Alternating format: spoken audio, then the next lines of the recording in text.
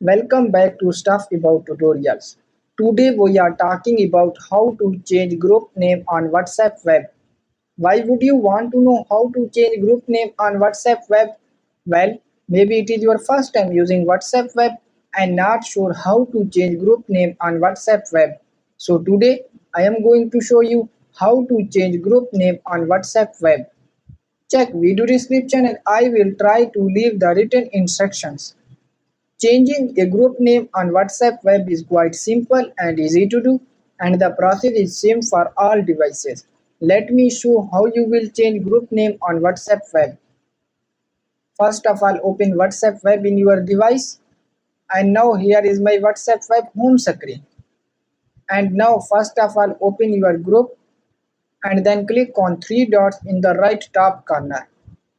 And now click on group info and now click on pencil icon next to your group name.